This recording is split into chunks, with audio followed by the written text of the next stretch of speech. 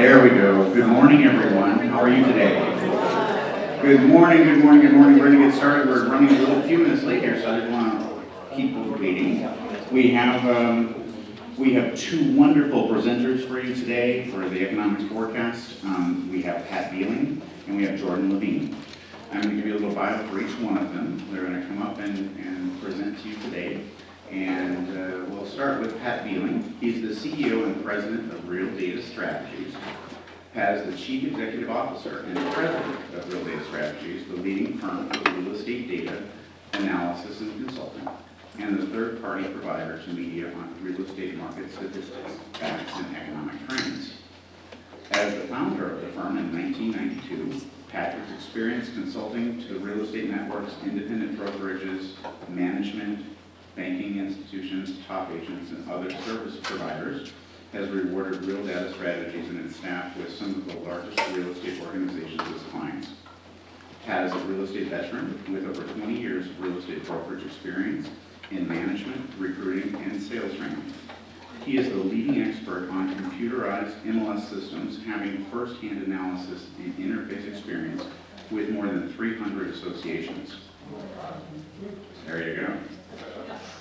It's how he and his team transform information into true intelligence that their clients are able to apply to their business strategies and growth goals. Just so you know, he has been here before. We're very happy to have Pat Beeling back with us again. So come on, Pat, and we'll have you introduce you. Come on. Thank you.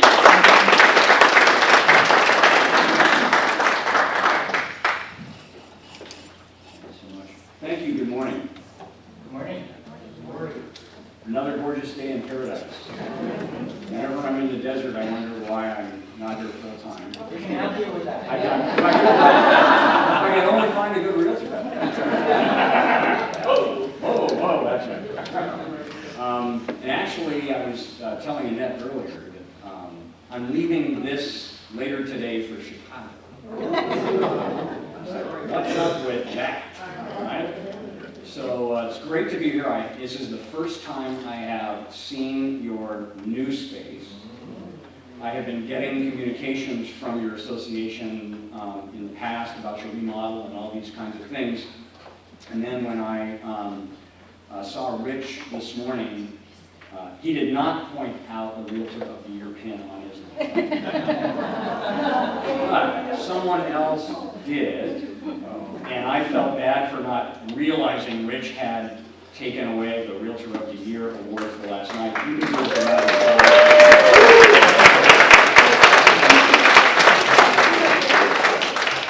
And in talking to Annette earlier this morning, I asked Annette, so, because when I did talk to Rich while I was waiting unceremoniously for the building to be unlocked so I could get in as one of your keynote speakers this morning, while I was waiting, I was talking to Rich, who was also unceremoniously locked out, interestingly enough. But he was telling me that he knows every single surface in the building, every single joint of the foundation, all of this. So he was going on and on about the granite, and I was saying, Rich, I don't care about the granite. Looks great, but I don't really care. And it was interesting because when I asked Annette if Rich's involvement in the project had anything to do with his winning Realtor of the Year, Annette said that's pretty much the only reason. So I'm kidding, she didn't say that. It was a good setup for me. So congratulations to you, Rich, really. I know you've been in the desert like forever, longer than the desert's been here. It's a great honor that you should be proud of, and I think it's beautiful. So let's get started. I spent the night last night at the Westin Mission Hills. It's one of my favorite properties in the desert. And so whenever I'm in the desert, I try to stay there. And it was packed. I thought that it would be a really quiet night at the Westin. And so there were all these people around, and so I tend to wander properties that I'm staying at, and I went into one of the ballrooms, and they're having the nation's largest convention of bridge players. at the Westin Mission Hill right now. There are thousands of bridge players at the Westin Mission Hill. I don't know how to play bridge. I don't play cards. I don't understand it. But the demographic of bridge players is very interesting. If you walk that property this week while they're all here, you will get a very fast read on what bridge culture is about. So I just kind of wandered last night, and especially in the bar. It was a very interesting thing. And I believe most of the bridge players are conservatives, because no one complains when the word Trump is used. So, there you go. There you go.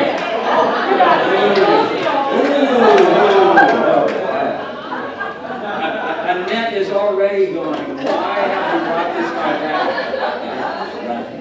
So, let's get into the data and into some of my analysis and my findings. Poor Jordan's an economist, and he's got all sorts of data that he's going to share with you today and get into the granularity. I get to take a higher level look at the business. While looking at the market is something that's important that I do at Real Data Strategies, and I've done for a long time. The best thing about my work is getting to look at the industry objectively instead of at markets. And obviously the industry is driven by markets and the market's driven by industry. But I can tell you that in the now nearly 30 years of time that I've been looking at the real estate industry, it has never been in a more tenuous position than it is at this very moment. And it runs the gamut of agents being nervous about their role in the space. Brokerage firms in particular are saying, wow, this business is being redefined so quickly. And many of them are saying, many of the leaders of those firms are saying, I don't have what it would take for me to move my firm into the next chapter of what this business looks like. Trade associations, multiple listing services, technology, all sorts of really harmonic convergence of circumstances. And the pace of this change is continuing to accelerate. So think about this. Imagine that the last 5 years of change we've all experienced took place during the last 6 months. Whoa. Well, you don't have to imagine that, because that's what's going to continue to happen. So the pace of change, I'm not trying to scare anybody, I'm just telling you what the facts are. The pace of change is rapidly accelerating. And these headlights you're looking at, the question is, where are you in this process? And are you a deer in those headlights? Let's hope not. That's what today's a little bit about. Most all of us have heard of Moore's Law, the computing power law that says, computing capacity will double every 2 years and costs will be halved by every 2 years. This is Pat's law, which is unfortunately the pace of change is going to continue to accelerate at a speed just beyond your ability to catch up. So I hate to tell you this, you are never going to be able to go, whew, I got through that. It's not going to happen, at least in our time. At some point there will be a period of equilibrium, but we are a long way from that period of equilibrium due to a lot of things we're going to talk about today. So we're going to concentrate today primarily on 3 key areas of the business that are accelerating the pace of change. The first is disruptive new real estate brokerage business models, many of which have billions, that's billions with a B, of dollars. And here's what's changing. This is no longer mom and pop real estate brokers bringing their life savings to start a company. That's not the way it's going to work anymore. We now have companies that have billions of dollars of Wall Street money. Realogy, of course, was the first one to kind of do this, and RE/MAX went public. And the cultures of these companies, if you don't know, the cultures of these companies have changed radically since these companies have gone public with other people's money. And that's going to continue to be the case. So this is a really significant issue in the business, disruptive new real estate brokerage models. The next is a really significant fear factor and misunderstanding on the part of real estate agents that companies like Zillow, Redfin, iBuyers, all of these new models that are out there are threats to their business, to the agent's role in the transaction. It's not the case. We're going to talk a little bit about that as well today. And then, of course, MLSs. I love the Desert Association of Realtors, and I love its multiple listing service policies, and Annette is a great leader and is open-minded about how MLS data applies to your business. But the fact is, many MLSs are backwards thinking. And as important as data is to the transaction and to the industry, MLS policies, rules, and procedures are all factors in this as well. Then there are 3 areas also that are important that we're not going to have time to delve into today, because I saw Jordan's content that he's got like 3,000 slides or something to get to. But trade associations are another factor, and that's not just your local association, but also the national and state associations, all having their own significant challenges in the face of all this change. Outdated real estate brokerage business models that many of us are in denial about, and then a challenged value proposition for franchisers. I have to tell you, franchisers are in a real struggle right now trying to decide how they deliver value to their franchises. So we won't be spending any time on the last 3, but we will be spending time on the first 3. Let's talk about disruptive new real estate brokerage business models having billions of dollars. The fastest growing brands in the nation and in most local markets are really tech-driven models. They are more virtual than any real estate firm has been in the past. And these are the Compasses of the world. Is Compass in the desert yet? I don't know. Yes, they are. Okay. So do we have any Compass people in the room? No Compass people? So that's amazing. Do we have any ESP people in the room? Okay. Let's talk about this for a minute. They're not here, so I can throw them under the bus. All right? Or are we taping this? Okay. No, but think about this. Compass is a significant factor in the industry, as we all know. ESP is also a significant factor, as we all know. They are both more tech-driven. They are both more virtual in their business model. And none of their representatives are here. Think about this, because that really says a lot about their model and the fact that they are less interested in the important engagement and connection with each of you and your sellers and your buyers, and they are not here. Now, I also want to mention that they are not the problem. They are a symptom of our industry's unwillingness and inability to change its behavior to be attractive to people who would find that model attractive. So let's not throw them under the bus. Let's not blame them. They are simply a symptom of our industry's inability or unwillingness to change the way it does business, to attract agents looking for that kind of a model. Nationally, on agent count, EXP is already number 7. Compass, as little time as Compass has been around, Compass is number 11 nationally on agent count in our 265 MLSs we analyze. So when we look at all the agents affiliated with EXP or Compass, this is how fast these models are growing.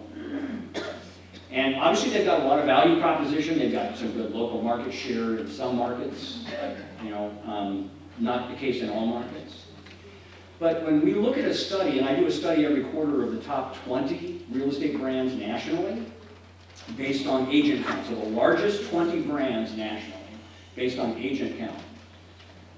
3 quarters ago, Compass eclipsed RE/MAX on per licensed productivity.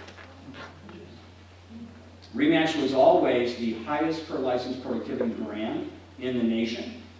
And I kept warning Dave Liniger and others, all because I work with RE/MAX.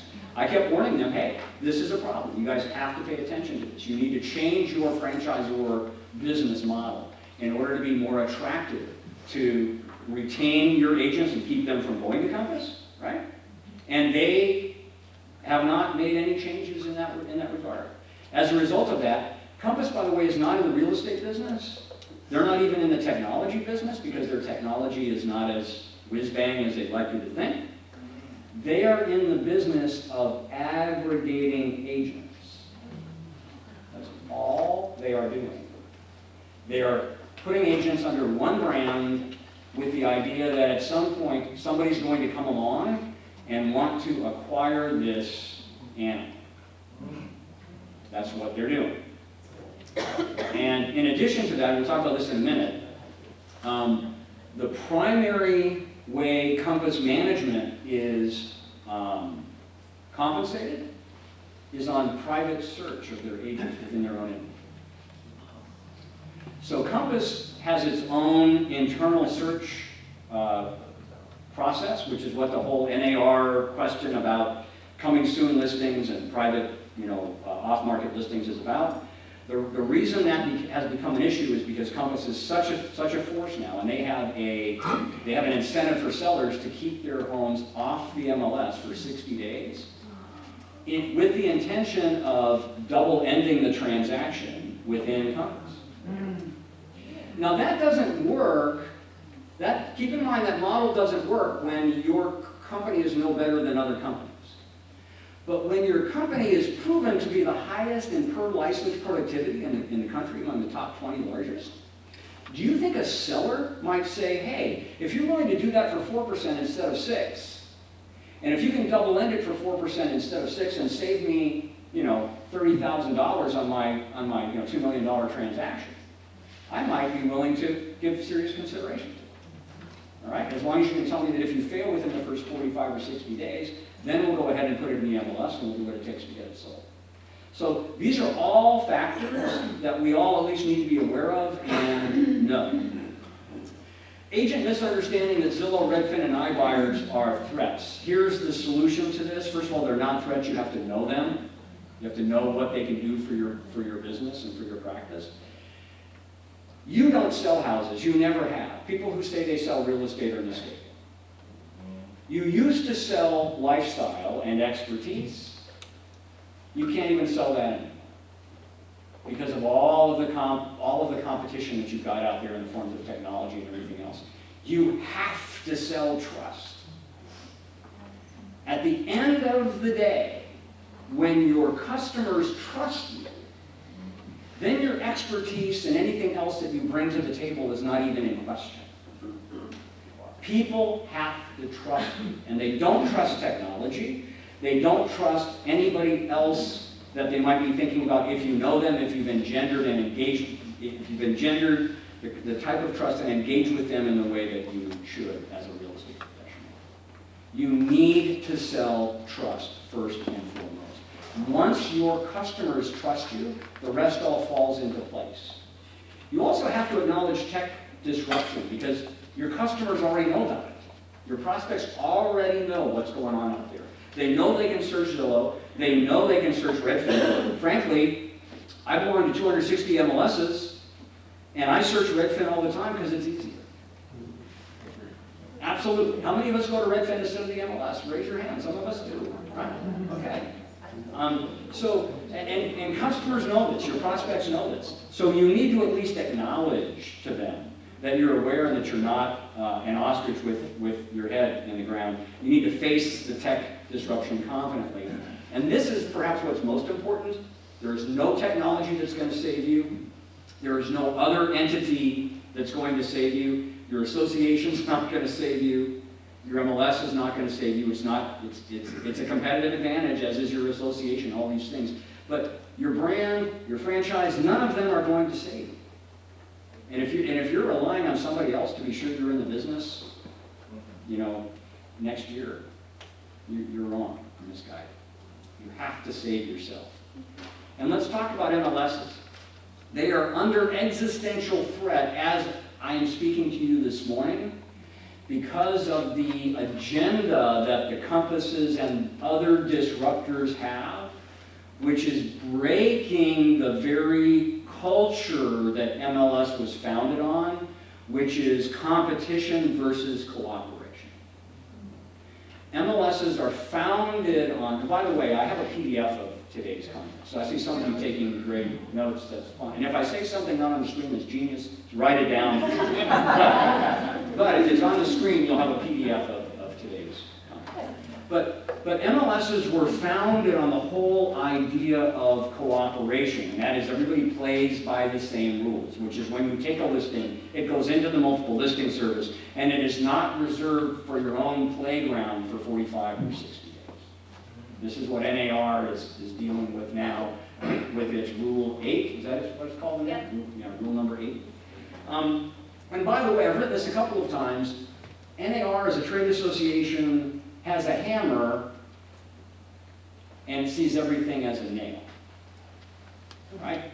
So NAR's hammer is its rules and regulations.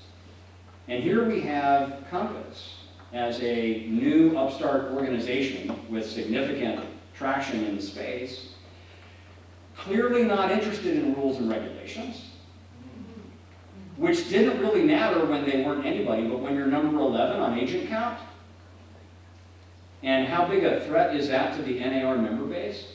What's stopping Compass from simply telling NAR to go pound sand and leave the Realtor Trade Association?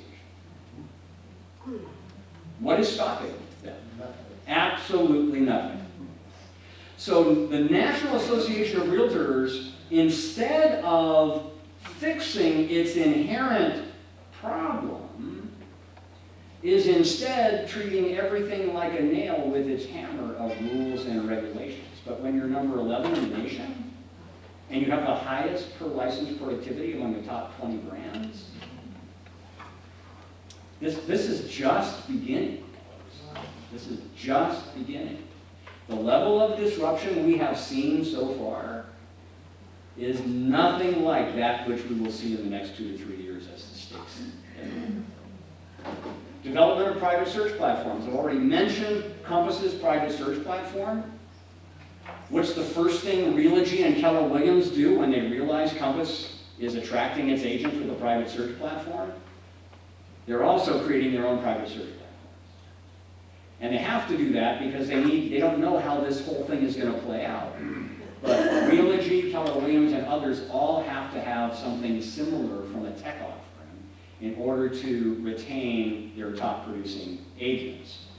MLSs are choosing the wrong battles. Just like NAR is, wrangling over Rule 8. MLSs see others as threats that really aren't. They see my firm as a threat. I'm a California real estate broker. I've talked a number of times when coming here that I'm the only California licensee that belongs to every single MLS in the state. I've been thrown out of 5 MLSs in the last 60 days because I don't sell real estate. So here's what happens. I'm a real estate analyst. I don't fit into a box selling real estate, all right? In the Santa Barbara Association of Realtors, for example, there are many MLS members who are one-person brokerage firms such as me, all right? And their firms are, HomeLight, which is a referral model. The only reason HomeLight or OpCity, you've all heard of OpCity? These are all referral models. OpCity is owned by NAR now, all right? These are all referral business models that belong to MLSs for the only reason of creating a referral relationship to take your commission dollars. That's the only reason they belong. It's not the reason I belong. I belong so I can talk to people about this stuff. And I think doing a pretty good industry service. I'm not interested in dipping my beak in your commission trough. None of that's what I'm about. Right? But I got thrown out of 5 MLSs in the last 60 days. Annette has been a great counselor and advisor because she's reasonable. So I called her a couple of times and said, hey, can you help me navigate this? Can you give me the language to use, etc. So she's a real good friend and grateful for that. But my point is this. MLSs are choosing the wrong enemies because they are scared about this existential threat which is out there. In addition, most of them are treating your data as theirs. Yours is not. Yours is really an open source, open-minded group of leaders.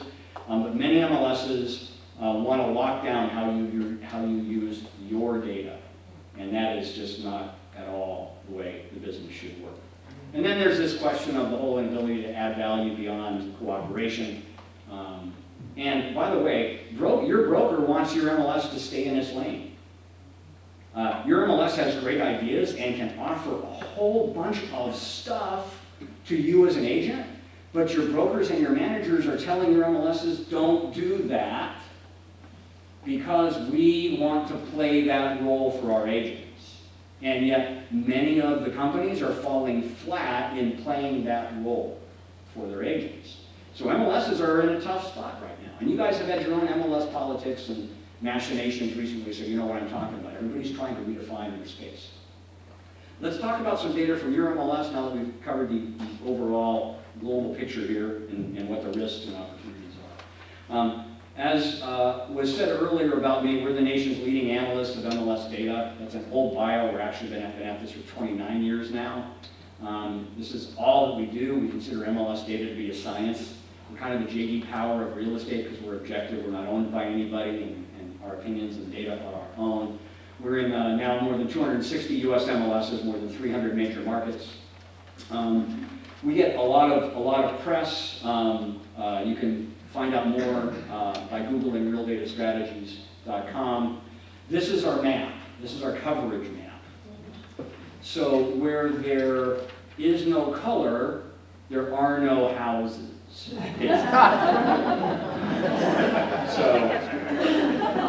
we cover 97% of active agents in the U.S. and 95% of residential sales in the U.S. with these 260 MLSs. By the way, there are 750 MLSs in the U.S. and the 260 we're in cover 97%. That shows you how insignificant those other 500 MLSs are. I belong to some or I have access to some MLSs that have 40 dues-paying members. 40. There is no reason anybody should run an MLS with 40 members. You can meet in a garage and work that out. Okay? So,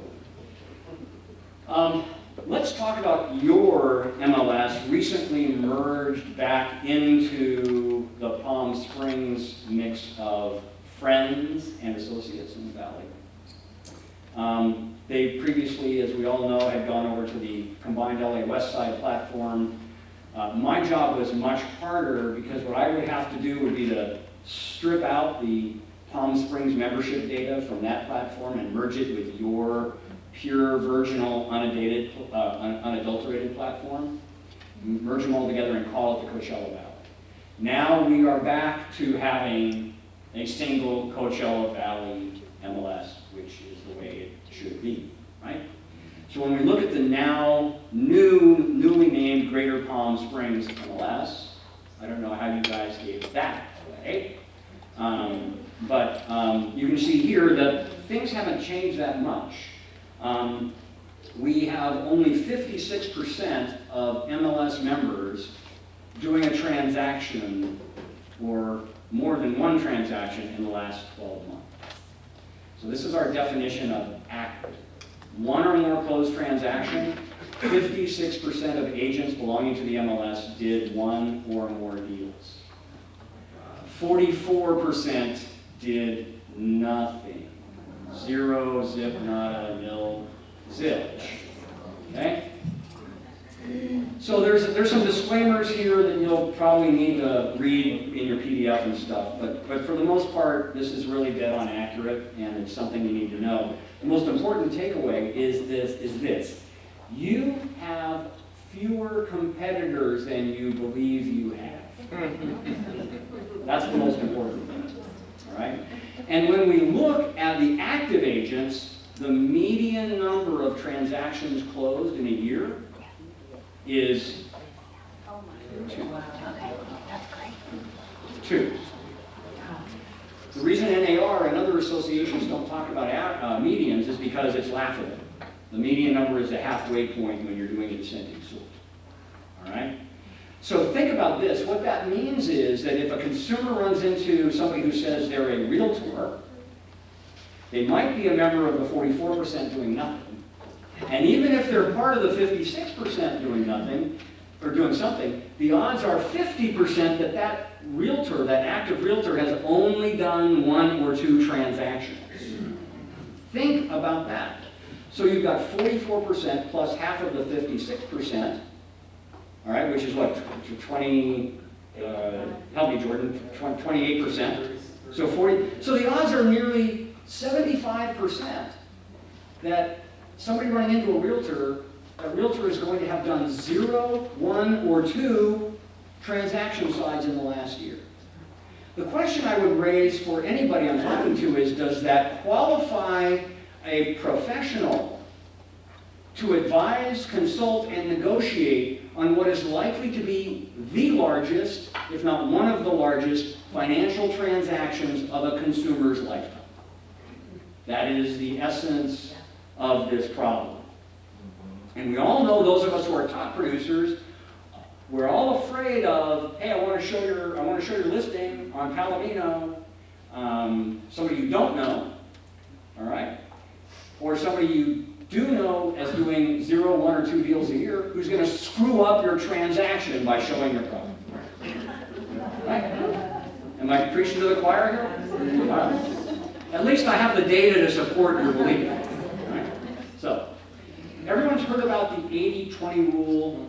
We're going to debunk that real quickly, because when we look at the 56% of the people doing nothing or doing something, the top 1% are doing nearly 17% of all business. 17% of all business is being done by the top 1% of active agents, many of whom are teams. This Christian Yellenberg guy, right, who's the #1 agent in the Coachella Valley, he's a Keller Williams agent. I'm friends with him on Facebook. He does like 300 deals a year or something like that. And he's got a whole team of people underneath him, but it all goes under his ID within the MLS. So there's really, and the MLS doesn't give us any way to work out who's a team and who's an individual. I'll get your question in just a minute. So let me finish this data set and I'll let you jump in. Top 1% doing 17%, top 5% about 38%, top 10% 51%, the top 25% are doing 73%, and the top 50% are doing 90% of all the business. So if the top 50% are doing 90% of the business, the bottom 50% of active agents are fighting over 10% of business. Those are the people doing 1 or 2 deals a year. And this is a significant cultural issue within our industry. Your question? Just wanted to clarify if this was dollar volume or number of This is volume. This is dollar volume. We can do it either way on transaction count, which we've done before as well. But typically what we see is agents that are bank focused, so like REO business, and it tends to skew the data. If we ever go back to a bank-driven marketplace, or Jordan will have more to say about that this morning, I'll have a little bit to say. But if we ever go back to a bank-driven market, we may adjust this, but for now this is on commission dollars. That was a cool graph, but it was cumulative. We need to look at each group separately. So the top 1% is comprised of 27 individuals or teams, and the average of those top 27, comprising the 1%, is $55 million in closed volume for the year. Watch how quickly things fall. The next 2%, leaving the top 1% behind, down to 21 million, and the next 2% down to 14 million. This is the top 5%. When you add the top 1 plus 2 plus 2, you're at the top 5% in your local listing service. I'm going to larger groups of people. The next 5% doing 9 million, next 5% 6.3, next 5% 4.8, and the next 5% 3.9 million. This is the top 25% of active agents in your multiple listing service. Now we'll go to much larger groups of far more average people. The next 25% doing 2.3, the next 25% doing 1 million, the next 25%, bottom 25%, doing 300,000. And then we have 2,100 MLS member agents doing 0, none. So the takeaway from all of this is not to disparage our industry so much as it is to at least acknowledge that that some realtors are more average than others, right? Also, to be sure that each of you who is really serious about your business understands the noise in your industry locally, and that this noise does not necessarily mean you have competition to the level that you believe you have. Let's get into some market data. So this is a dual axis graph, which means that we plot two different data points on the same graph with two axes, one on the left, one on the right. It can be a little bit confusing, but what we're tracking here is an average price in a line at the top of the graph and units closed in the bars at the bottom of the graph. And we do that to sort of level everything out on its data points. But before I move on to break these out separately, I want you to know that your market continues to rock. There has never, outside of all the industry challenges that we've talked about, and perhaps has depressed you, right? There has never been a better time to be in the real estate business than right now, especially here in the desert, because the market is just floating every single boat. It's an amazing thing to look at. So basically, annual transactions are flat when we compare the most recent 90 days to the same 90 days of a year earlier and the same 90 days of 2 years earlier. I don't know if I have a laser or not, or whether it will work. I don't think so. Yeah, it's not working with the screens. But annual transactions are flat, and annual price trend in 1 year up 7.4%. Nationally, it's 3.5% or 4%. All right? 1 year, the desert values are up 7.4% in aggregate. This is a spectacular time to own property here, and it's a spectacular time to be selling. When we break out each of these data series separately, you can see the noise in the business. So this is a 9-quarter history of units closed in the desert, and you can see here how seasonal your business is on a 90-day period of time. All right, and again, this is annual transactions year over year are flat. This is the noise in the price point. And this shows you for your listing presentations or your social media or your newsletter exactly what's going on desert-wide with annual price trends being up 7.4%. There are two markets in the desert. It's now not necessarily a resort market. We know that many people are moving here to raise families because of its affordability, because of its lifestyle, and we have many businesses that are locating in the desert for the lower cost of real estate and everything else that goes with having a business here. So this includes all of the entry-level stuff. When we look at $1 million plus, it is a very, very different market. Very different. When we look at $1 million plus, the annual transactions trend is up 90%, or excuse me, 29%. Wow. So it's 28.5% annualized at $1 million plus. Now, some of this is price creep. Properties that used to be worth $850 are now worth $1 million. We get that, all right?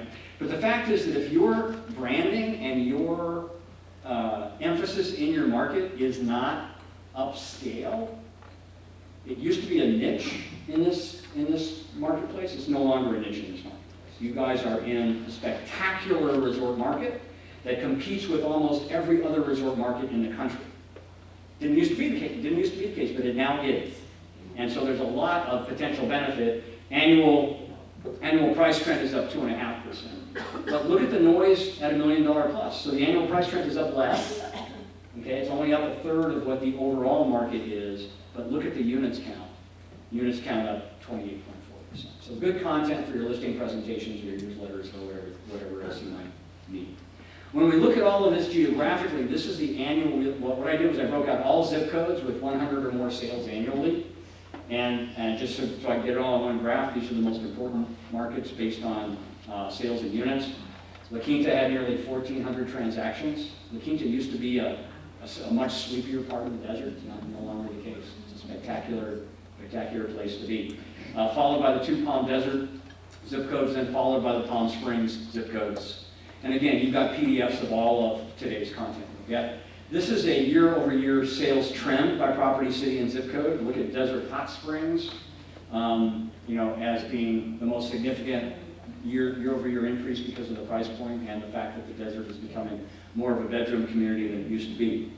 This is the annual average price by property, city, and zip code.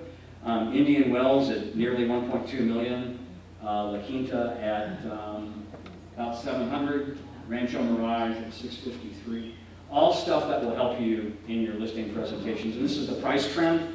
Notice only Desert Hot Springs, which is the lowest priced market in the series, is the only one down on price because of lower priced properties that are being made available there.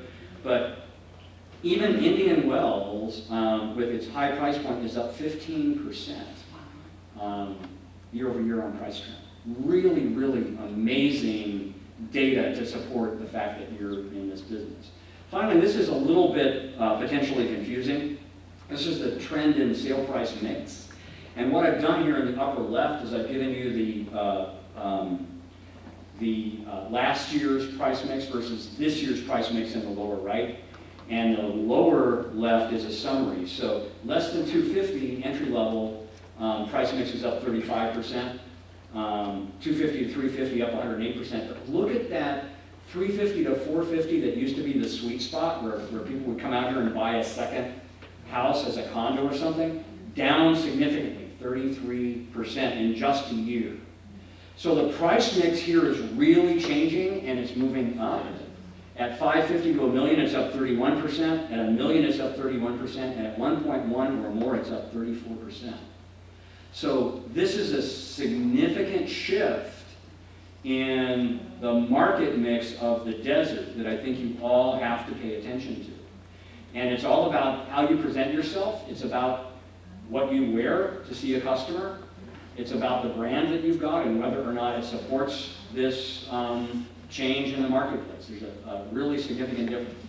And then, real quickly, I'm going to talk about, some people want to know what I'm posting on Facebook, so I'm going to show you that. And then I'm going to look at a summary here real quick, and then I'll turn it over to Jordan. So, this is my Facebook page. This is me at about 3 years old, and that's a farmer tan. That's not dirty arms. That's a farmer tan. This is in my parents' house in Palm Springs, or in sorry, we've got Palm Springs in Anaheim, where I was born and raised. But this is what I most recently posted. This is a Forbes magazine article. Headline: 2020 will see historic low level of housing inventory. There's a lot about this demographically, and everybody said we were going to have plenty of inventories. We would all be bailing. Remember, all of you baby boomers are going to be bailing from our albatross real estate. Remember when everybody was saying that 10, 15 years ago? Clearly not the case. So this is a quote from the story, which basically says real estate fundamentals remain entangled in a whole bunch of stuff, including continuing demand, tight supply, and financial underwriting. 2020 will prove to be the most challenging year for buyers ever. Not because of affordability, but because they won't be able to find a house. This is a really significant issue in 2020. Inventory is going to continue to be very tight. And so it all boils down to how good you can be at getting inventory, getting in front of it, and making sure that you're the one who gets it. These are comments from some of my followers. So James Keel says, but we are the boomers. And I said, yes, we are, and we are the problem because we do not want to move. My high school friend Dan Curran says, why move if you're settled and healthy enough to take care of your house? But this is the most important one. Angela Connor, who works for JPL, says, I hope to leave my house in a pine box. And she's not alone, folks. We love our houses. I built mine for my lifestyle, and I'm with Angela. I'm not leaving. So, in summary, a couple of strategies for your success. Step up your game. You've got to get better at what you do.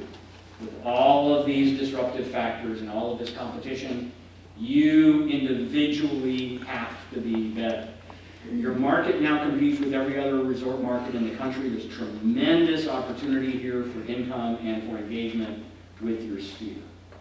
Sellers and buyers are becoming more sophisticated and they want more from you. That's a definite observation. And again, you have fewer competitors than you think. Also sell trust. Don't sell houses, don't even sell lifestyle, don't sell expertise, sell trust. It starts with your sphere and your ability to engage with those people and win their trust. If you have their trust, nothing else will matter. and good inventory is going to remain a challenge, as I said. Determine your strategy, execute, list, and repeat that, and above all, succeed. So thank you all very much.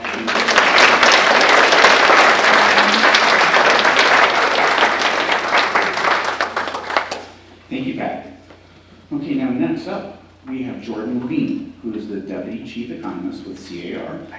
Jordan is he oversees all policy market research at CAR, including market statistics, survey research, industry trends, and policy analysis for CAR's legislative and government affairs efforts. Jordan has a bachelor's degree in economics from the University of California, Santa Barbara, and a master's degree with merit in international economics from the University of Sussex. Prior to joining CAR, Jordan worked in consulting as an economist and director of economic research, where he oversaw all research and economic analysis on California's economy and housing market, and regularly spoke to trade groups, public officials, businesses, and the media. Please welcome Jordan Levine.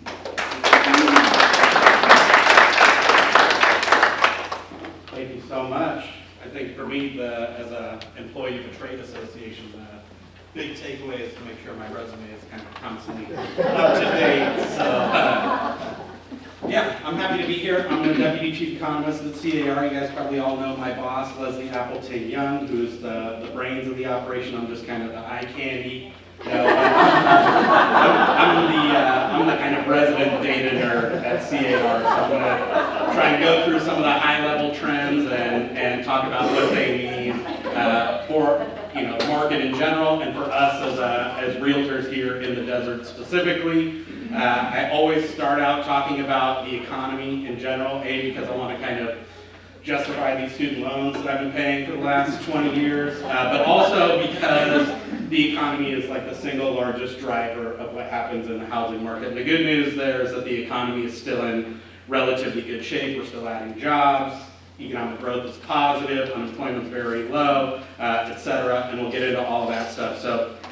as far as the kind of macro environment goes, that's still largely a tailwind for us and should contribute to at least more demand for housing as we progress into 2020. Then I'll get to what we all really care about, which is the housing market. And the good news there is that it does seem like these low rates that we're enjoying today have finally started to kick in, and you guys are probably noticing that in the market itself. I can definitely see it in the statistics, and so that's largely the reason why we've recently upgraded our forecast for 2020 and beyond, because that really has given the market the kind of kick in the pants it needs, and we know that affordability is probably one of the single largest obstacles in addition to the inventory question, and they're really, for me, kind of flip sides of the same coin ultimately. But I want to also kind of temper that optimism, and in fact, when I talk about our forecast, I don't say that we're more optimistic today. I say that we're less pessimistic. It's, functionally the exact same thing, but I think the tone it kind of connotes is important, that we don't want to just go home and say that, rates are at 3.6%. Let's pop the champagne course and throw the cruise control, and 2020 is going to be a breeze. There's still a lot of headwinds, and in fact, I think a lot of the trends that I'm starting to see emerge in late 2019 are looking a lot more like how the market was looking back in 2016, 2015, 16, and even a little bit into 2017 with tight inventories, lots of demand, right? All these folks are enjoying their jobs and seeing their incomes rise, and where do we get those homes, as Pat mentioned. Then I want to talk about, which I may or may not get to, but I did pump this deck full of tons and tons of slides, which you guys can take home and use, but I want to talk about, not just selling the home, but selling home ownership, because I think that one of the things that we're going to need to combat as we enter 2020 is the kind of consumer confidence element out there, and even after all of this great economic data that I'm about to share with you, pretty much without fail, when I do these talks all around the state, I always say, hey, the economy's good, unemployment's low, etc. You always get that comment like, yeah, but my brother just told me that prices are about to tank or what have you, and whether that's backed up by the economic data or not, it's kind of a part of the psychology out there amongst consumers, and if people are hesitant, whether it's justified or not, it means less people filling out RPAs and bidding up home prices, etc. And so I want to give you some tools, hopefully, to have those conversations and really refocus that conversation onto what really matters. I think that we've fallen back, and part of this is that psychological scar tissue that's kind of left over from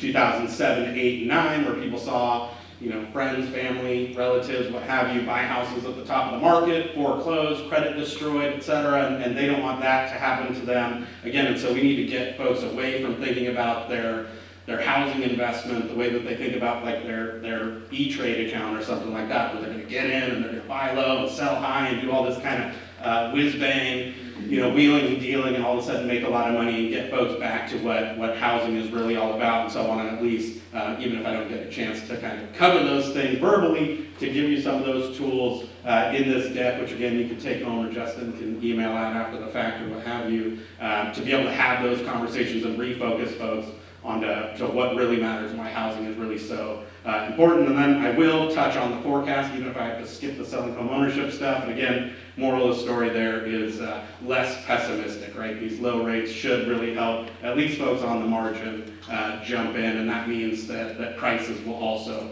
continue to rise. Largely a supply story, right? So what about the economic fundamentals? GDP is still growing. We just got a revised third quarter number, so the economy grew at a 2.1% pace. That's nothing to write home about, right? But at the same time, it represents just ongoing steady growth. It's still largely a consumer-driven show, so you can see all of the economic growth that we're enjoying right now is really due to consumers. People are out there buying cars. On the way out here this morning, you see lots of new RVs and boats headed towards the lake and whatever. Consumers are out in full force, and that's good while consumers are spending, while they're employed, while they're feeling good about the future trajectory of the economy.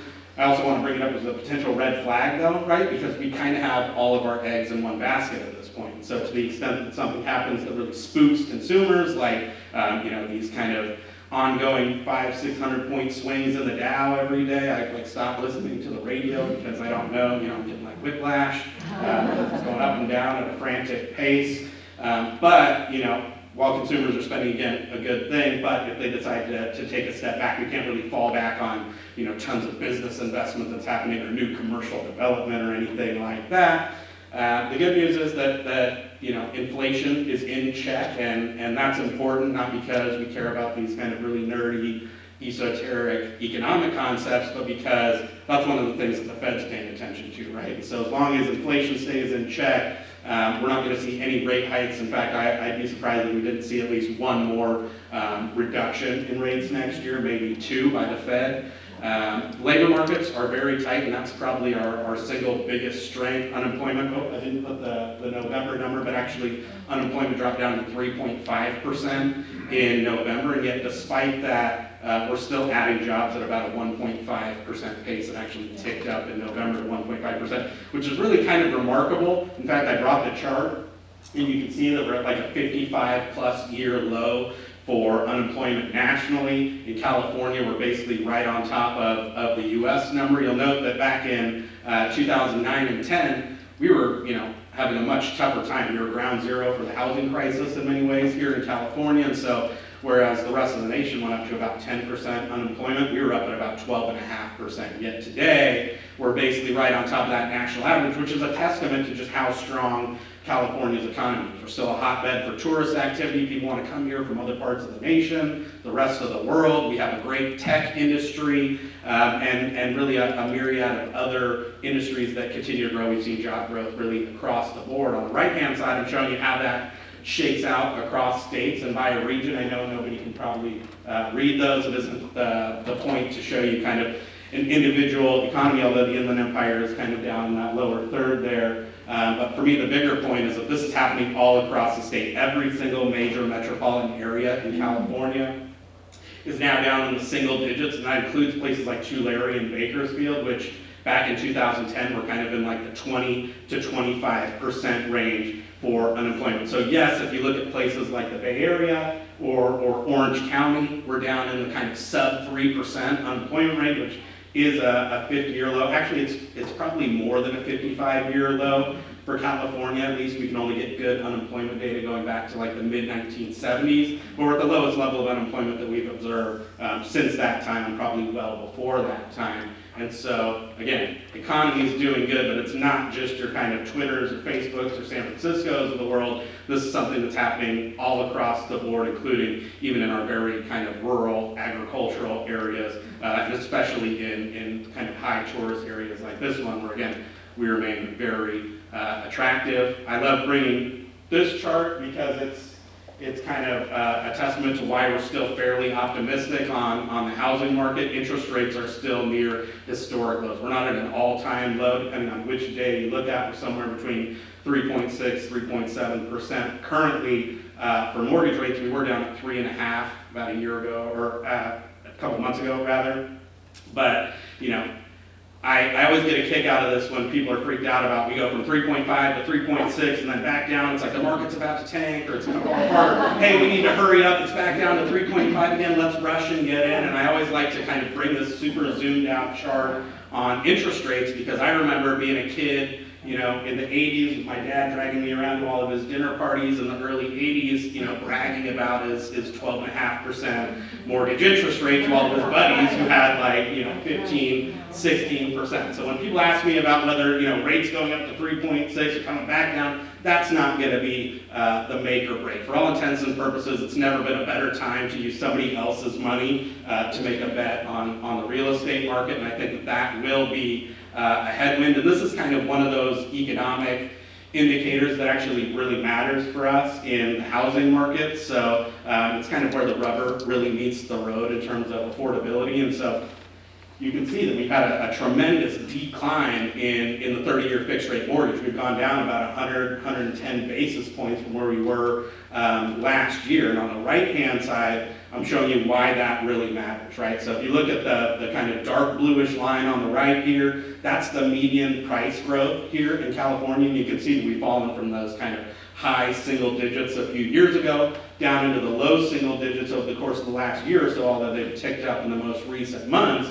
But when you take that slower price growth together with these lower interest rates, what we've done in this light blue line is actually worked out what's the payment on that median priced home and compared that on a year-over-year basis. And so what you can see is that the payment on that median priced home has actually fallen for 4 months in a row. That's 100% due to interest rates. So even though today that home is about 6% more expensive than it was a year ago, the payment on that home is actually down by about 7.5%. Right? So this is a testament to just how much rates really do matter. And I think this is kind of going to be a critical swing item for 2020 because we know, again, affordability is a real challenge out there. And so this is really a kind of purchasing power pocketbook issue for your clients out there, right? Because they can either offer the same amount of money that they were going to offer and have a reduced payment from what they were looking at same time last year, or alternatively, and probably more realistically, they can make a bit more of a competitive offer without really affecting that monthly payment that they're going to have to suffer through. And I think that, especially in this inventory constrained market that we're in today, coming forward with your best offer possible can sometimes be the difference between walking away with the keys and not, right? And so I think this is really going to be a big deal for our clients and probably one of the main reasons why we're more optimistic, and we're actually seeing that start to play out in the housing market. So you can see that in October, we had about a 2% increase in closed sales statewide, and this has been kind of long in coming, right?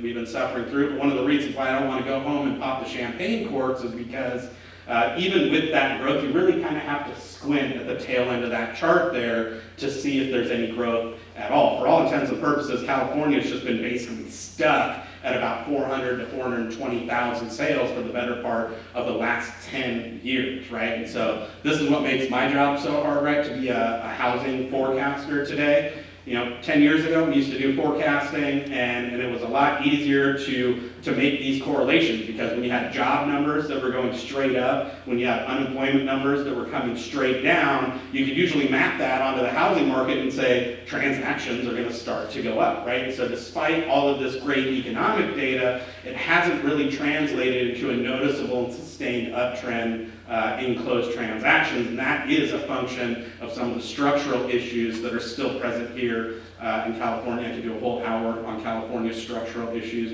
Those are the things we talk about at those backyard barbecues, right? That we're not building enough, we've got these crazy policy regulations, et cetera, et cetera. You can grab me after and I'll commiserate with you on the crazy regulatory policy environment, but the reason why it matters for us is that even with good economic data and low interest rates, it doesn't mean, again, that we want to just kind of throw it in cruise control and just expect all these new listings or closed sales to fall in our lap. We've still got to get out there and focus on our own individual efforts to make it happen because of these structural challenges, right? The environment's right for it. People have jobs, they're making money, the rates are low, but where do they find that inventory? In some cases, in a lot of cases actually, they don't know what it takes to actually become a homeowner, and so I think that that's where we can still, thrive, and I think where the future of kind of organized real estate is being that consultant chief, that imaginer, the educators of folks, and actually creating demand out of thin air in some cases, and not just relying on the demand that's out there to kind of come walking through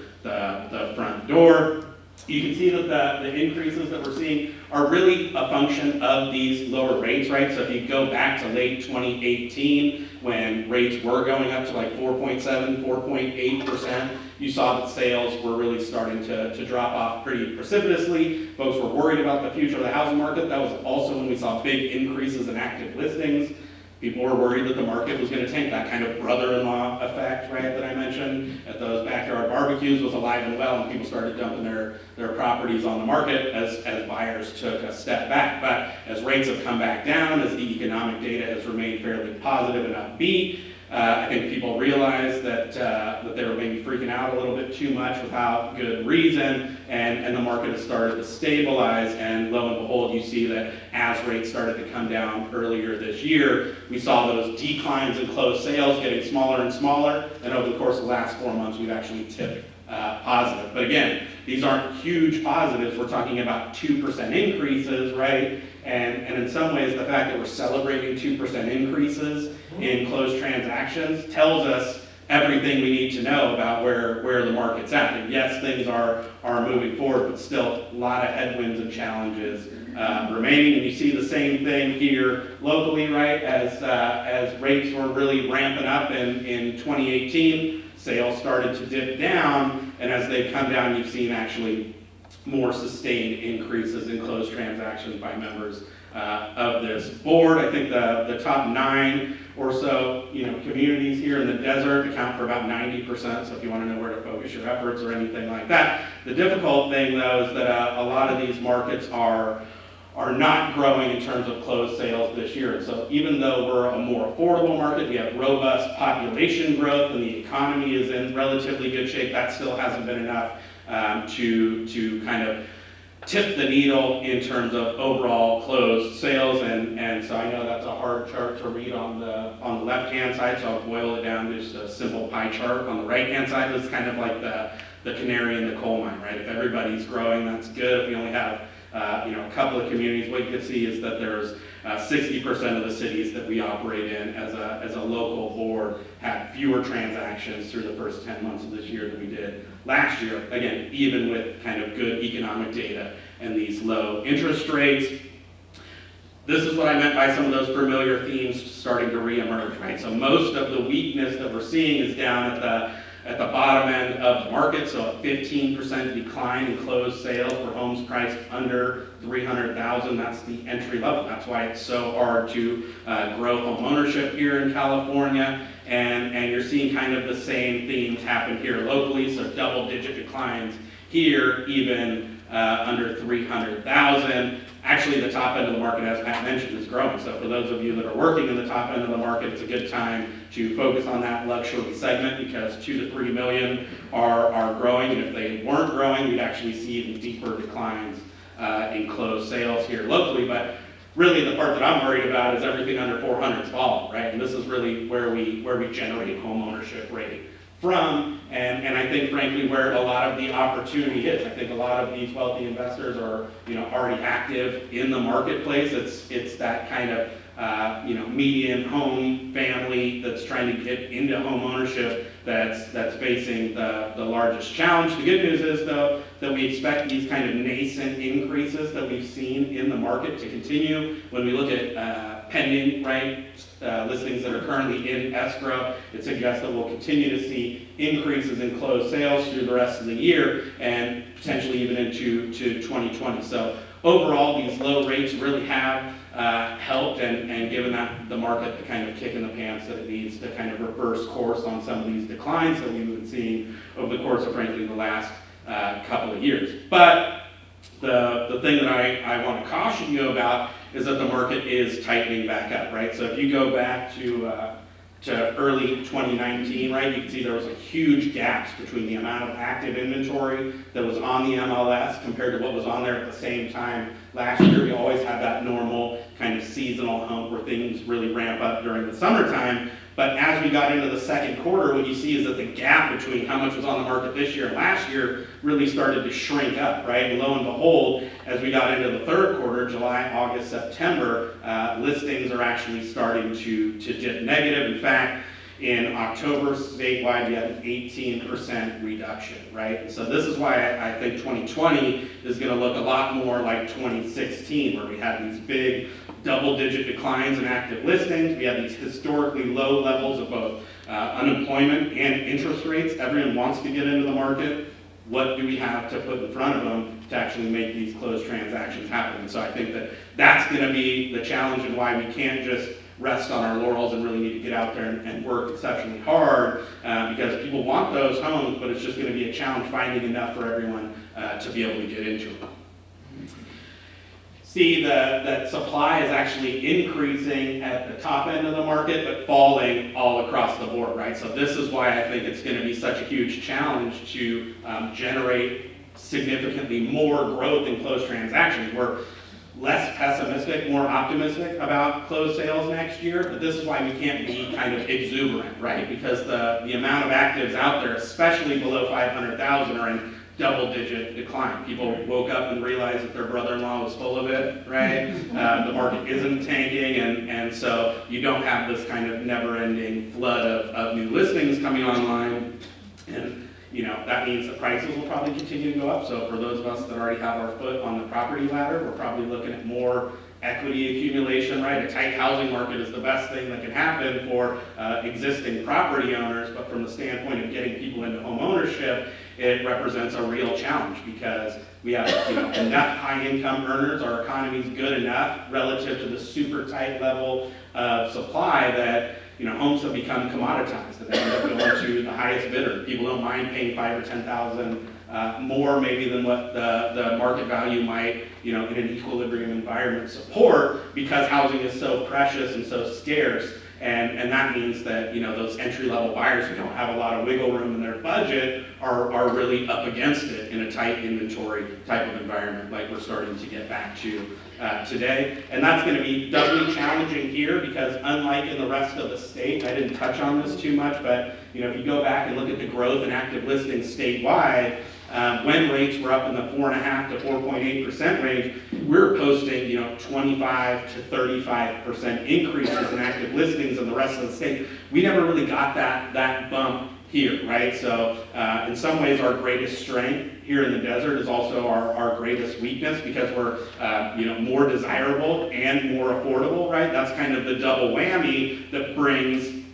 all kinds of these housing refugees from LA and Orange County like myself out here that really drives up the cost of housing, right? And so not only did we not have the 25 to 35% increases in actives here, we're taking that and combining it with the same kind of double-digit declines currently that we're seeing in the rest of the state. So inventory is going to be even more of a challenge here, in part because we're so desirable and because our economy is doing well. Look, you never want to root against a good economy, right? But we have to acknowledge that a good economy creates challenges in an environment where we don't have enough housing to go around. And that just is what it is, right?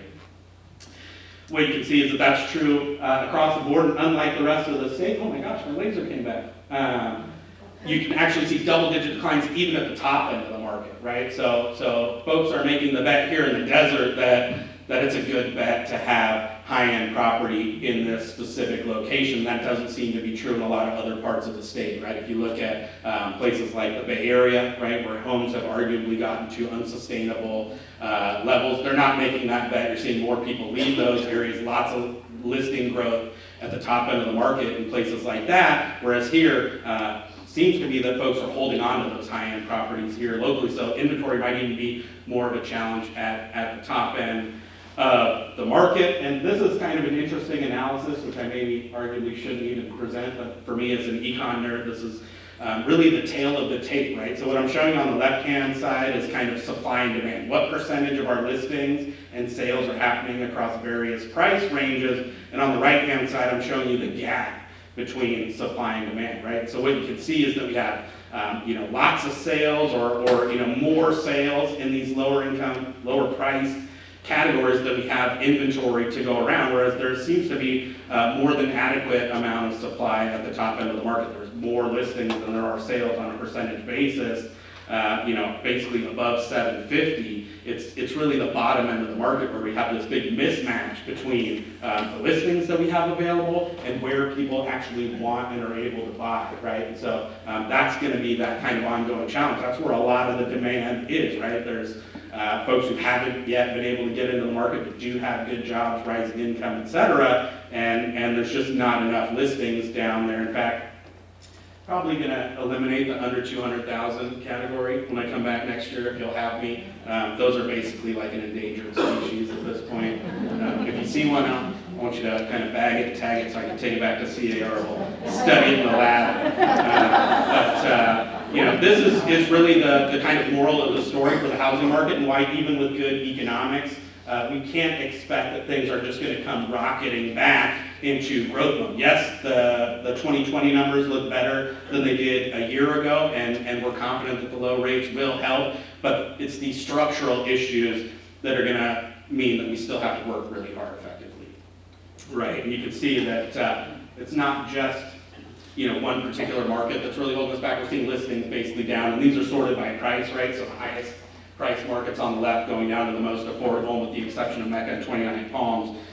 For the most part, listings are down across the board, across the region. So no matter where you work, you're going to be in a more inventory-constrained environment than you can. So if you get those listings, you're going to be a star, right? If you can get your buyers into these properties, you're going to have probably clients for life, but that's going to be a challenge you're going to have to work for.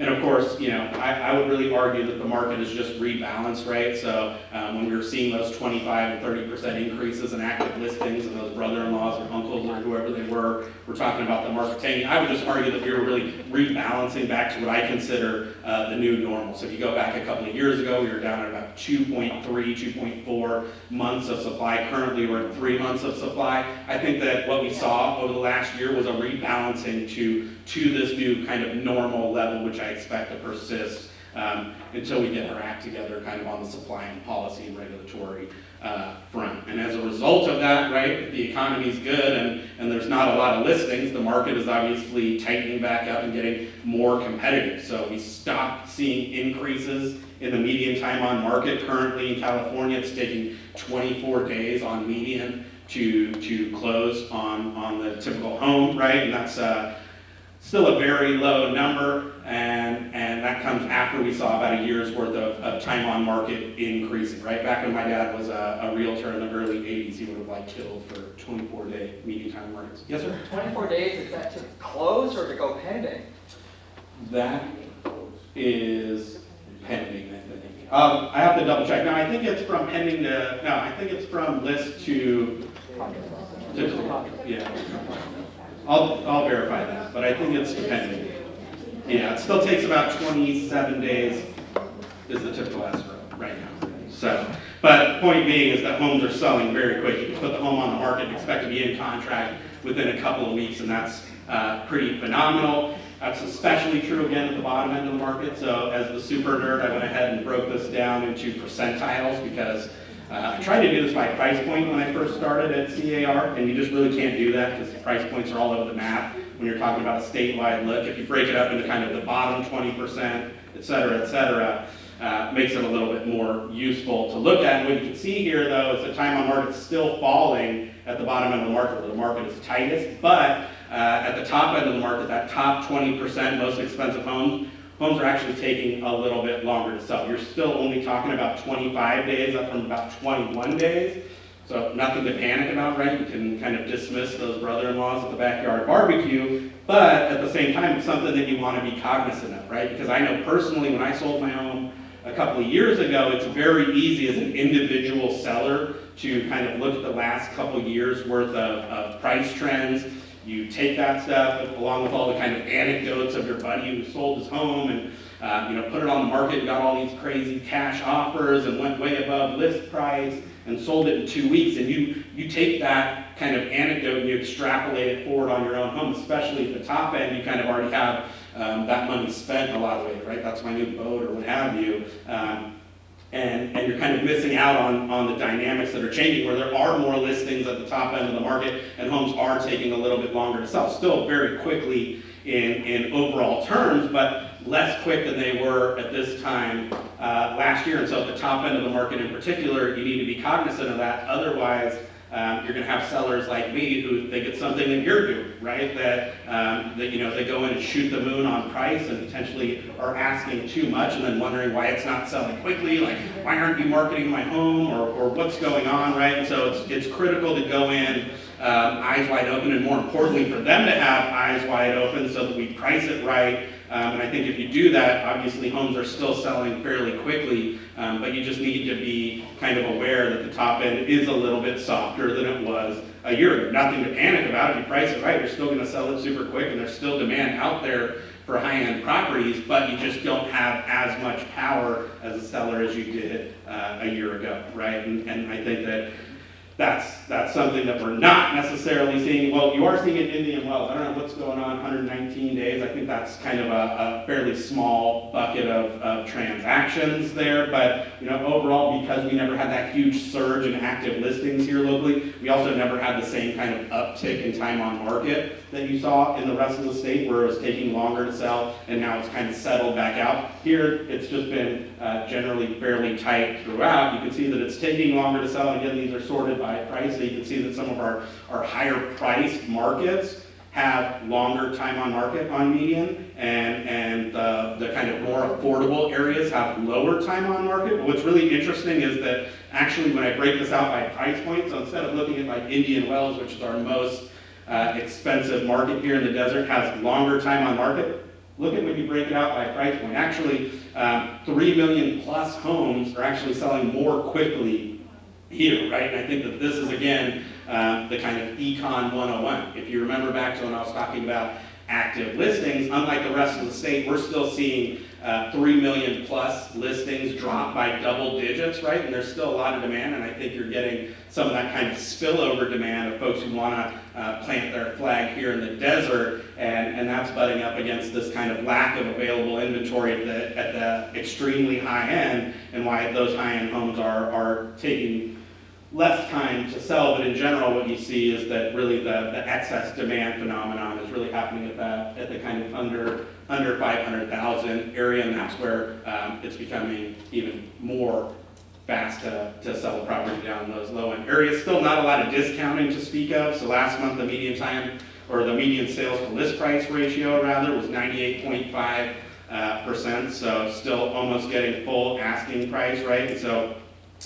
nothing to panic about in terms of softness of the market, but again, we just want to be cognizant of the fact that you don't have all these kind of crazy over asking price, multiple offer bidding war situations that we had a few years ago. And that's something that I think will start to probably tighten up even further as those listings drop and demand remains strong. But for right now, sellers don't have all of the power anymore. Still have most of it. And you see that, especially true at the top end, there's actually no discounting to speak of really in the 60th percentile and below. So if you're talking about the bottom 60% of the market by price, not a lot of discounting, not a lot of over asking price offers either, right? And so again, in this kind of an environment where inventory and affordability is a challenge, we just want to make sure that we have these things priced right. But if we do that, absolutely no reason to panic. And actually, we never really saw the kind of ramping up of discounting here. And again, this is a function of the fact that we never got that kind of bump in active listings. We didn't never have that 30% increase in the homes that we could sell. Sellers never really had to start discounting. And so we're kind of still at cycle high levels in terms of getting as close to that full asking price as possible. And again, you do see at the top end of the market, even though there's a lot of demand, there are some discounts in the 3 million plus. And maybe that's one of the reasons why we're still seeing that excessive growth at the top end of the market, is that sellers are willing to kind of come down in that 3 point whatever million price range, which has helped to really sustain the overall market here, because again, we're getting those double-digit increases at the top end, right? So what you see is that if you break it out by price, the more affordable the market here in the desert, then the closer to full asking price you can expect to get. And I think that for me, the moral of the story is that this is a testament to where the demand for housing actually is at this point in the cycle. Let's face it, if you got 10, 15 million bucks in the bank, you've probably already jumped into the market by this late stage of the cycle. It's really those kind of retail home buyer, like owner-occupant types, that are still battling to get in, and that's where the market is obviously most competitive and where you're most likely to get full asking price offers, again, pending the idea that you actually priced them correctly. One of the interesting things, and I showed you discounting in terms of closed sale price relative to the active price right before it went pending, right? And those were about 1%. What's interesting is if you look at the active inventory out there and just ask a simple question of those that are still active, how many have backed down from the original list price? And what you can see is that it's still about 41% of active listings have reduced price at least somewhat, right? So you do at least have some sellers out there like me who went big and had all that money spent and then realized like the market doesn't support kind of going super aggressive on those list prices anymore. The good news is that's starting to tighten up as the market tightens up, right? We don't have as much competition. That's one of the things that we forget, right? When there's a 30% increase in active listings, as a home seller, what that means for me is that there's a 30% increase in the amount of competition for those buyers out there, right? So I can stick to my guns and be like, we decided on this price and what's going on. But the fact is that 40% of the other sellers out there, of which there's 30% more, we're backing down on price. And so, you kind of have to have those conversations, what I call north winding it, right? Really make sure that you're going in eyes wide open, because when you get a difficult seller like me who wants to stick to his guns, in some cases, the only advice you can give them is like, get comfortable, right? Because other sellers are backing down on price, and these buyers have more options out there, and so unfortunately we don't operate in a bubble. There's an actual market out there happening that we have, that we have to be aware of which way the winds are blowing. And so, as a result of the good economy and the fact that the inventory is spiking back up, prices have started to go back up more rapidly, right? So in October, we saw a 6% increase. The median price home, even in basically the kind of dead of winter here in California, is now $605,000. During the summer, we were up at $617,000, $18,000. That's an all-time high level for home prices. And unfortunately, incomes aren't growing by 6%. So that means that affordability is going to continue to get worse. Rates are going to help offset some of that, but not all of it.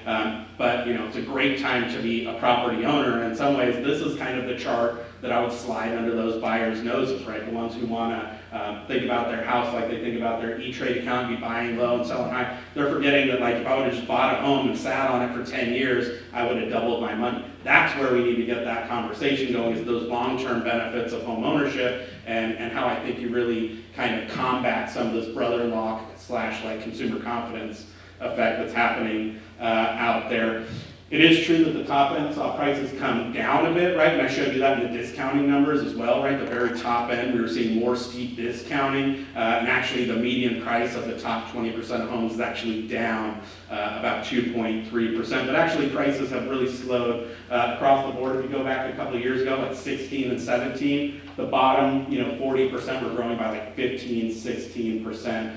On median. So prices are growing more slowly, and that's just a function of, there's an upper bound to how high prices can go, even with the kind of tailwinds continuing to support more price growth. It's just not going to be in that kind of 10 to 15% range that we saw a couple of years ago, because, ultimately, outside of seeing the kind of reintroduction of those like ninja loans, you guys remember those, the no income, no job or asset type lending that we had back in 2005 or 6? Unless that really comes back, someone's got to come up with the money to pay for these homes, and that means that there is kind of an upper bound to where prices can go. We do see them going up, just not at that same kind of rapid pace. And again, what's this chart going to look like in 20 years? That's the question your buyers should be asking, right? Like, not what's going to happen next year that my brother-in-law said the market's about to tank or what have you. It's like, if you would have just gone back and bought a home in 2015, that's when we got access to your MLS. But you'd already have, over 100 grand in home equity sitting there. And think about what you're passing up on if you don't get in while the economy is good and rates are as low as they are, how much equity you'll be leaving on the table when you look back in 20 years' time. Forget what your brother-in-law told you. That's like where the real benefit of housing is, and where we need to get that conversation going back to. We still have a lot of opportunity in this particular economy, and why I said, our biggest strength is also our biggest weakness, because you're going to keep attracting all those housing refugees from those coastal economies. But we've got a lot of markets that are under 750 out here, and a lot of nice homes for under 750, right? And so we know how important home ownership is. We see that consistently in the survey research that we do every year. And so, I use affordable in quotes, obviously, because, $500,000 is still a lot of money by the standards of basically any other state in the entire nation. But, what you can see is that prices continue to go up, right? So this is still a phenomenal investment, and that's what buyers need to be taking into account. You don't, buy your home to do all this whiz-bang financial transactions. It's a long-term investment. No, by the way, you also get to live there, right? And so that's kind of the tail of the table why we see prices continuing to go up.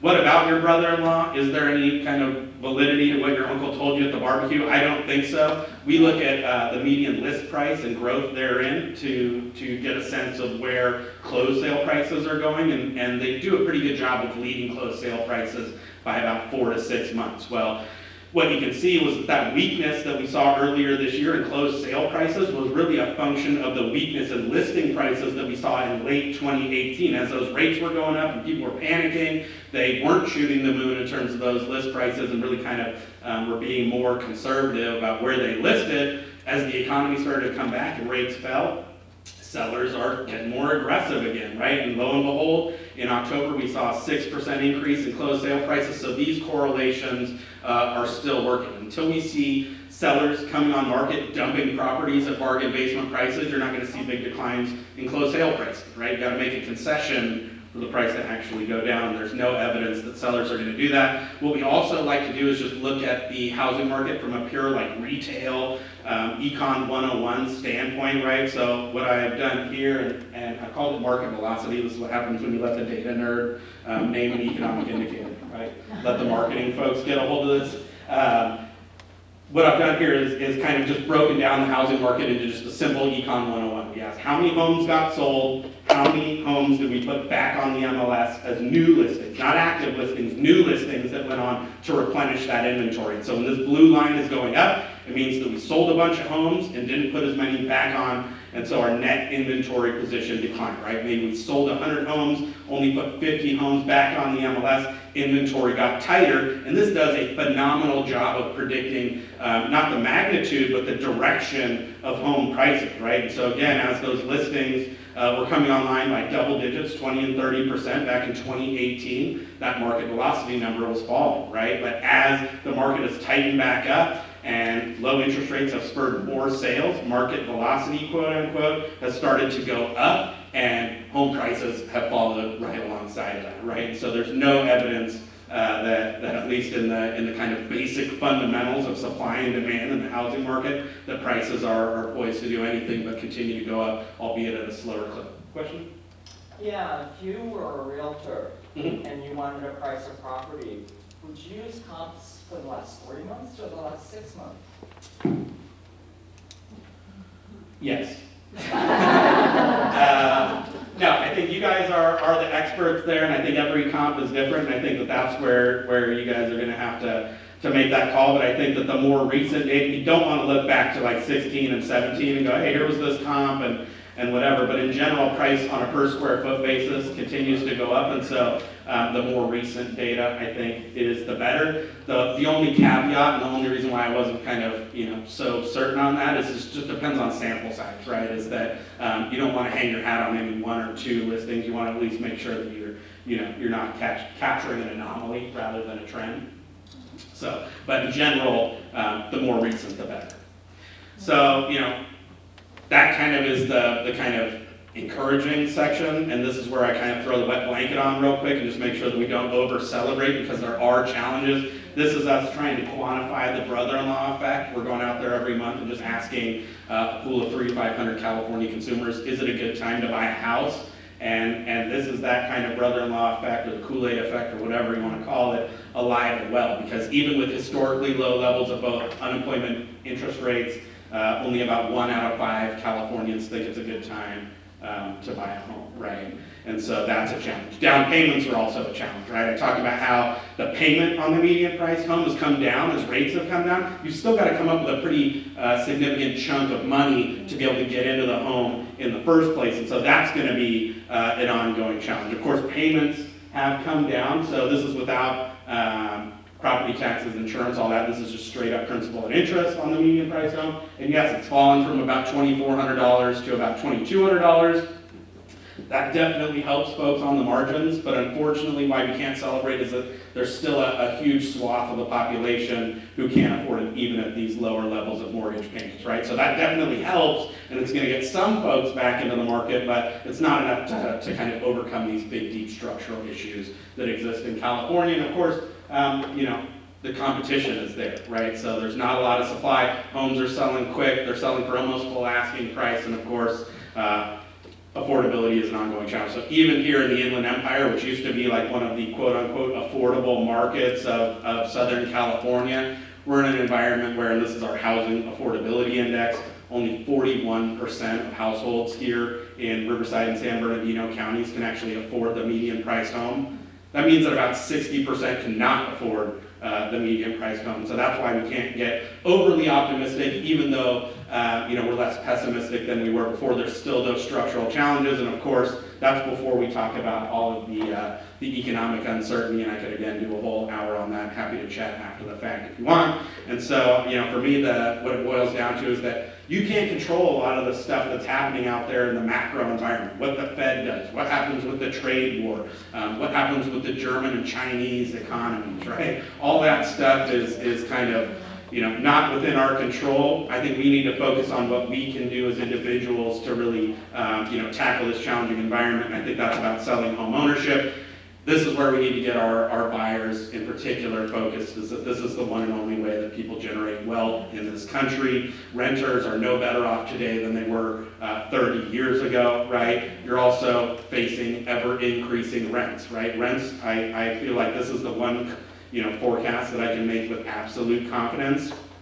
It's going to be more expensive to rent in California in the future, no doubt, right? Whereas today, rates are at historic lows, and when you lock in that fixed rate mortgage, you know what your housing cost is, and you set that in stone for the next 30 years. And so every year that you don't do that, you're flushing money down the toilet in terms of rising rental costs. That's something that we forget when we try and play the housing market the way that we play the stock market, right? It's also better for your kids. They're more likely to stay in school. They're more likely to be more healthy. That's even after controlling for all of your own individual demographics and socioeconomics. So even if your parents have PhDs and are college professors, there's still a positive benefit to home ownership even after you take away all of their kind of demographics there's still an additional benefit to home ownership, and it makes them more healthy, more likely to stay in school. This is really the important part, right? Because you hear this all the time, like the stock market goes up faster than the housing market. Well, don't take my word for it. Harvard, I think, said it best. There's studies out there simulating the financial returns to both renting and owning, and you can come up with a model on paper that shows that renting can be more financially beneficial. Those are models on paper, right? I already showed you the wealth creation numbers. That never actually happens, and they say it perfectly, right? In practice, renters rarely, I would go as far as to say never, accumulate any wealth, right? We don't take that differential on what we spend on rent and what we pay into our mortgage and do all this whiz-bang financial investing. No, what we do is we buy that super nice watch. I drive a nicer car. I go on fancy cruises and European vacations. I don't end up accumulating any wealth, and that's where we need to get that conversation going. That's how I think we really combat that kind of Kool-Aid effect or brother-in-law effect. When people tell you, just put all that money in the stock market, I think they forget that housing is a leveraged investment, right? And so when you invest $100,000 in the stock market, you're in a $100,000 position, right? So if you want to make 15 grand off your $100,000, you need that stock market investment to go up by 15%.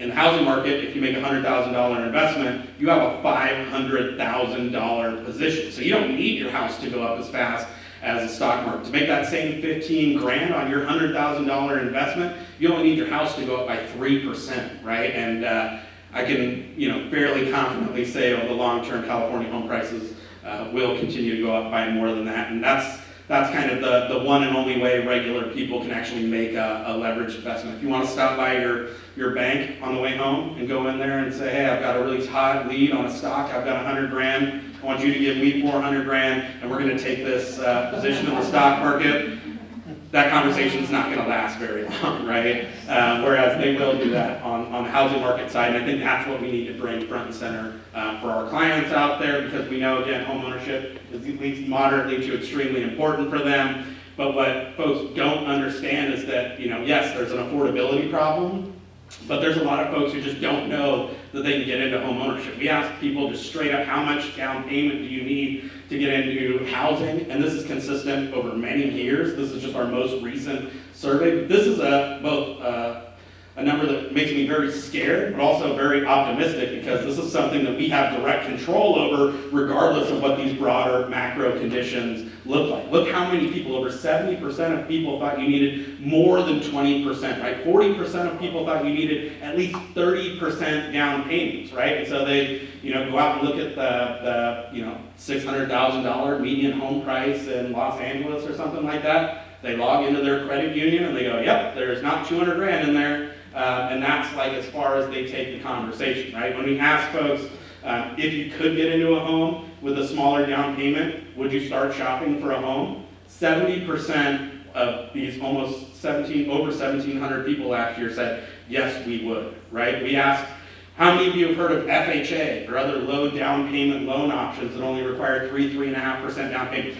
72% of folks had never heard of that, right? And so I think that, in addition to kind of combating the brother-in-law effect, if you can be the educator-in-chief for these folks and really crunch the numbers, connect the dots, put them in front of a lender who can crunch the numbers for them, what have you, you can actually move the needle regardless of what happens in the broader economy. Yes, this is our 5.8 million person renter population, and you can see that a way too big of a chunk cannot afford the 85th percentile home, even under kind of FHA lending conditions, as I've showed you here in the middle, where you can go up to 40% of income, PMIs, all that stuff. But what that leaves is still 1.2, and actually I did this calculation when rates were still at about 4.1%, so it's actually even more today. But even all these huge structural challenges and affordability challenges that are keeping 4.6 million renter households out of the housing market, that still leaves 1.2 million renters who actually can afford that 85th percentile, 85th% of the median priced home in their economies. And that's a huge number in a context of a housing market that's only churned out statewide 400,000 home sales a year for the last 10 years in a row. And so I think that's how we move the needle, and I know I'm going to get whipped off with the shepherd's hook, but we'll just wrap up quick with the forecast that we see the economy basically staying, similar to how it is now, with the same kind of slow but steady lackluster, nothing to write home about pace of growth, but ongoing expansion nonetheless, where unemployment will stay low and will continue to create new jobs. So the demand for housing is there, and rates in particular are very supportive of that. That's why we've gone from forecasting home sales to decline next year to actually going up by just a little bit under 1%, right? But those structural issues persist. That's why we don't have it going up by more than 1%.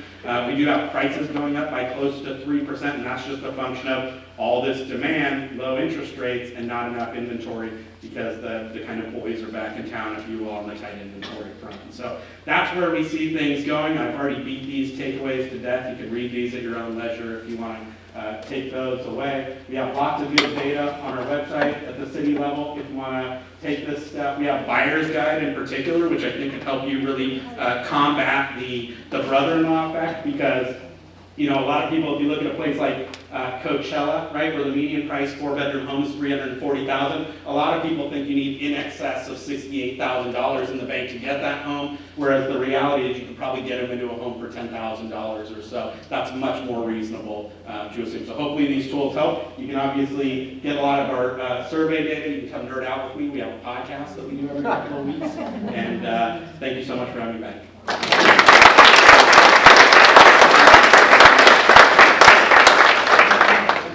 Okay, guys, we have about 10-15 minutes left. If you guys have any questions for Pat or any questions? I'm sorry, did I miss Kristen. where the PowerPoint was going to be? Is it Oh, gonna be the on- PowerPoint will be on our website. I believe you can download it from the website later today.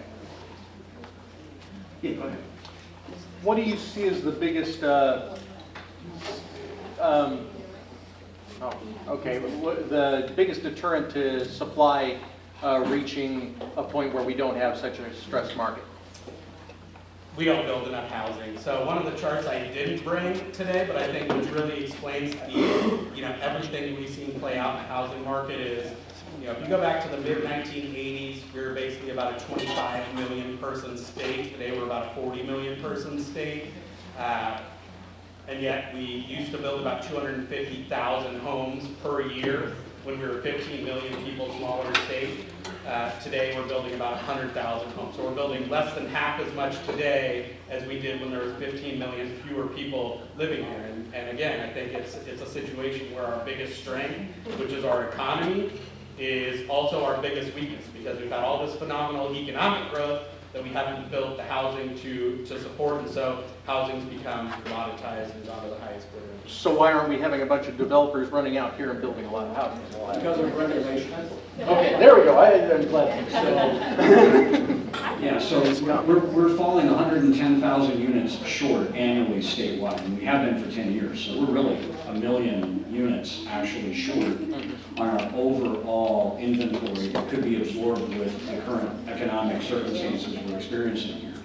The issue at the end of the day is regulation, and frankly the cost of land underneath every house yet to be built. So as we've got significant increases in land value, we have builders who certainly want to build houses, and so what's happened is they've been forced to build upper end inventory because of the cost of land and the cost of the regulations that go with that. Let's also not forget our own NIMBY experiences and the psychology that each of us as homeowners put behind multifamily dwellings that we need to be building here in California economically and socially, and which none of us want in our neighborhood. And so I'd love to blame it all on regulatory circumstances with government, but the fact is government more often than not does reflect our own social concerns about housing and that which impacts our neighborhood. Yeah, I couldn't agree more. For me, the regulatory side is just the flip side of the coin on the NIMBY thing, right? I think perhaps, in addition to tackling specific policies, one of the biggest and best things we could do is start a PR campaign, right? Like there's a document over there that talks about where are our kids going to live, right? Because I envision a scenario where we're all going to be racking up, Southwest miles like crazy, going out to Texas, Nevada, Arizona to visit our grandkids for the holidays because they can't afford to live here. And I think that if we had people out there clamoring for, new development, not that we need a new 10-story apartment complex in the middle of single-family neighborhoods, but even if you could just put row homes or a couple of townhomes on the four corners of a single-family neighborhood, there's ways to get to the number of supply with granny flats, with, kind of townhomeizing single-family neighborhoods, at least to a smaller extent. But until people are really clamoring for that, then what we're asking policymakers to do, even if they know what the right thing to do is either stick their neck out or commit career suicide by doing stuff that their constituents don't actually want, right? And so they go hand in hand. The NIMBYism and the policy stuff go the same direction. Thank you. I just had a question. I've been hearing in neighborhoods where you have like high-tech industry and there's, the younger people are looking, not younger, but I guess middle-aged, 30s to 50s. They're at this point looking to buy houses, but they're in transient neighborhoods. The housing prices are very high. And what I'm hearing is a lot of people are saying, well, the interest rates have been low so long. That means the housing prices are high. The expectation is the interest rates are going to go higher, and their homes that they purchase are going to drop in value significantly. So that's kind of holding back a whole group of people buying because of that fear that, they're so used to interest rates being so low that it terrifies them that the interest rates may go higher, and then their belief is that the price of their housing that they pay so much for is going to drop. Yeah, I think interest rates definitely play a role in home prices, but at the end of the day, and I think I showed with some of the stuff on market velocity and stuff like that, it really comes down to just Econ 101, and the supply of housing just isn't there, and so as long as we have an economy with lots of good jobs and not enough housing, I don't see rates really driving negative prices. And so I think that, the long term, and you saw that 20-year history on prices have only gone up, and that's been in high rate environments and low rate environments. There's another important factor, especially here in California. I mentioned earlier I'm on my way to Chicago, and I'm there 1 week a month for a special project, and I have an apartment there. And I have looked carefully at buying in Chicago instead of renting. And I have a really cool loft apartment that, frankly, for the short-term time horizon I have for this special project in Chicago, it makes a lot more sense for me to rent on a total cost basis. But on a monthly basis, I'm paying more. The reason I'm not going to buy a property in Chicago has nothing to do with interest rates, because I can buy a property for a really nice 2-bedroom condo in the city for like $450 or $500, which I could do. It's the 4.5% property tax that goes with it, and that is a huge that's a huge benefit we have here in California. When I talk across the country about the California real estate market, everybody says, but the prices are so high. I say, yeah, absolutely, but our property tax is capped at 1.25% typically, even with other local bonds and those kinds of things. If I were to buy a property in Chicago, I would pay 4.5% to 5% property tax per year. And if you know anything about Illinois politics, it makes California look damn normal.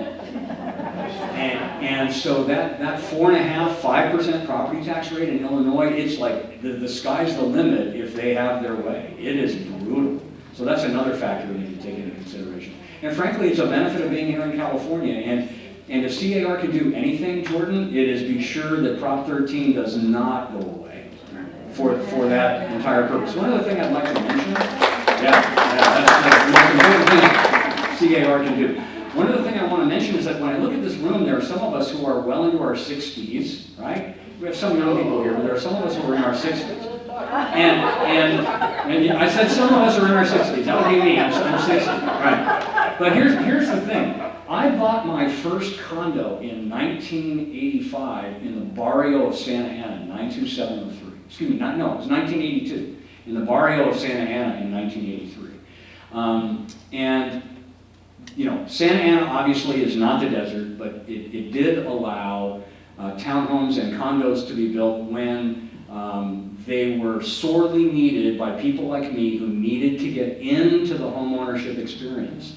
And I sacrificed, I clawed my way into finding $5,000 to put down on this condo. And I only lived in it for 3.5 years, but it gave me my step into homeownership.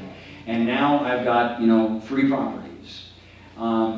And we need to worry about the whole NIMBY issue, because just because we own what we already want to own, we're not allowing our kids even, the people in our own family who we know we want to have the same financial security that we have through our home ownership, we're not allowing them to get in and have a step in to make it all possible for them because of this whole NIMBY attitude. So we've got to change that in some way. I'm not in government, and I won't be ever, because of the significant challenges that we face with these questions. But we've got to figure this out, because so many people, as we just saw Jordan's numbers, are candidates for home ownership, but there's nothing for them to buy because of these economic and regulatory circumstances. And we've got to get them on the ladder, for sure.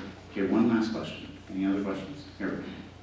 What are some of the things that NAR and the MLSs can do to like coexist with Compass or make things better for the league? I think the National Association of Realtors is too large to pivot. I think each of us as business owners, whether we're simply an agent or a broker, we have to be flexible. And frankly, as fast as things are changing right now in the space, I'm pivoting my business. Everybody I know is pivoting their business. The National Association of Realtors is unable to pivot. Any organization with 800 people on their board of directors is too freaking large. The National Association of Realtors Board of Directors is bigger than Congress. You tell me where the problem is. So the fact of the matter is that unless NAR carries a different hammer than rules and regulations to try to force people into conforming, it's going to continue to be marginalized in the way it can support our business. So that's my answer. All I know is what it can't do. And because of its unwieldy size, I don't know what it can do except figure out how to be more flexible and pivot to deal with new models and everything else that we're facing. Yeah, I mean, from my standpoint, I think that, as Pat mentioned, these are, all these new business models are symptoms, not causes, and they're responding to the consumer, right? The consumers have the information, they want the information, they have specific expectations, and so, at least in my little nook of the CAR world, is what I try and do is develop, data and products that help you not just kind of nerd out on the data with me, but really to facilitate having those conversations that get you into deals and ultimately, are giving the consumers what they want. If you could be valuable to the consumers, then you've got, security in your job, I think. Let's thank both these gentlemen today for joining us. Thank you all for coming out today. We really appreciate your attendance. Hopefully this was valuable information to you. Have a fantastic day.